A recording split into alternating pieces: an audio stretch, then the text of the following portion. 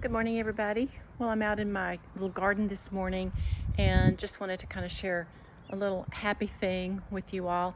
I have a bird feeder in my backyard because I just love watching the little birds come. All kinds of birds come back here and feed. And a little added benefit when you feed birds is they drop the seed, and sometimes, I'll show you my little bird feeder. It's my little bird feeder. They drop the seed, which is obviously a sunflower seed, and there's a lovely little bee right on cue. We have to be good to our bees. But this is actually the first time I've seen this. Normally it's just one big bloom that comes on a stalk. This one has four. Oh, there's another bee. I love that. I love to help the little bee population. They're having a hard time.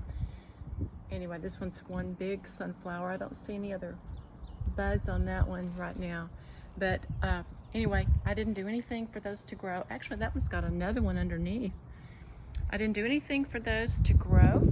I just simply hung the bird feeder and put bird seed out, and that's what can happen if you do that. Some people may not want to let those grow, but I happen to think the sunflowers are just such a happy, beautiful flower. I really enjoy them. So anyway, I just wanted to share that before I talked about a less happy subject. If you've been on here at all or seen any of my videos, you know that I have a daughter, my only child, and she estranged from me 7 years ago and took my 3 grandchildren. So it really kind of took a phase of my life away, that next phase beyond parenthood, grandparenthood. And so it can be devastating, and I read a lot of these comments online, a lot of Facebook pages devoted to this now. Unfortunately, there's a lot more of us now than there used to be even just 7 years ago when this happened to me. But I see, so many sad comments about how do I make it through the day? How do I do this? I don't think I can make it. Yes, you can. Yes, you can.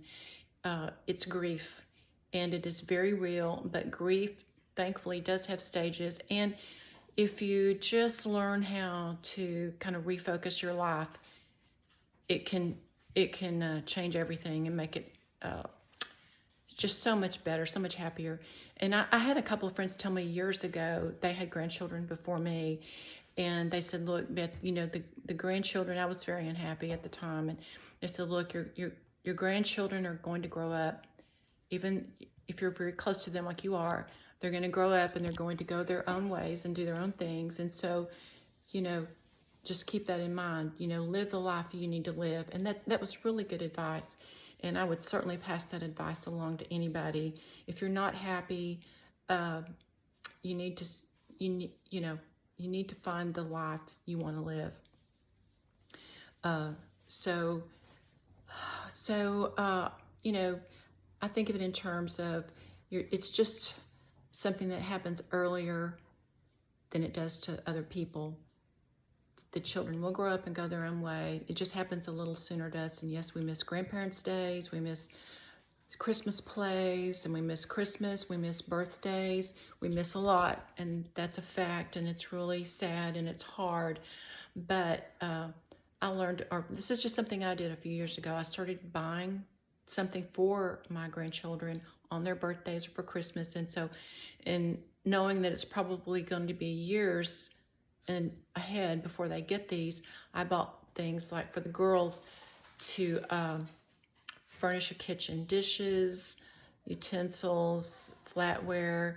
It may not be their perfect choice, but starting out, it would furnish a kitchen for them. And I bought some fairly nice pieces, and they could actually resell if they wanted and get something they like better, maybe, perhaps. So along with that, I got to thinking one day, pardon me, my other Shih Tzu wants out. I got to thinking one day, okay, all of the things that went on that we all lived through before the actual estrangement, it was a lot. And maybe that's the same for a lot of you all out there. I don't know. Sometimes I think it just happens to people and there's no forewarning, no foreshadowing, no clue. Of course, I never thought this would really happen to me, just to be totally cut off. But there were things, I mean, maybe it's just kind of denying the truth, denying what's real. But a lot of struggles, a lot of walking on eggshells, a lot of trying to keep the peace, a lot of trying to get along, and in a very, very difficult environment because my daughter and my grandchildren lived with me. And so I got to thinking one day, I'm the only one that lived that can tell, that would tell her or tell the grandchildren, this is what went on. This is what, this is what was kind of maybe something being a child you didn't note, you didn't realize, you didn't understand. And it's just reality. It's what happened. And so I got to thinking, if I don't write it down, how will they ever know? And some of these things are things that can just stay with you like they do most of us. Things that happen in our childhood affect us sometimes all throughout our adult life. And my hope would be, I thought, well, I'll just write some things down, some more important things down, key points. And if one of these days they want to read it, if I'm able to give it to them and they want to read it, then maybe, just maybe, it would help them not drag some of these things with them through their life, not understanding why I feel this way, or why, I act this way, or why I do this or do that when someone says this or that, or whatever. I think most of us can identify with something like that from our childhood, that even if someone didn't mean it in a negative way, it kind of affected us maybe in a negative way, and it can stay with you throughout through your adulthood. So anyway, that was my thinking. I thought I'll just write down a few things, and perhaps it will make them understand better about their life, their past. Understanding their past might help them to move better going forward. So I started writing some things down and realized there's so much. There's so much. You can't bring up one thing without explaining what went on behind that, and then what led up to this or that. So basically, I'm writing a book, and I'm going to be working on that today. It's been a few weeks since I've devoted any time to it, frankly, because writing it brings it all back to the surface and kind of reliving it all over again. And I did a lot, but then I got to a point where I just had to get away from it, because kind of reliving it is just, it's hard. I've gotten to a good place in life where it's peaceful and happy and all of that, and kind of living back through that can be hard. But anyway, I kind of feel like I'm back to the place where I can do that. But I think it's a really good thing to do if you've kind of been through a lot with an adult child and you've got grandchildren involved, to write down some of the history. I'm doing it chronologically, just what happened starting from this year going forward.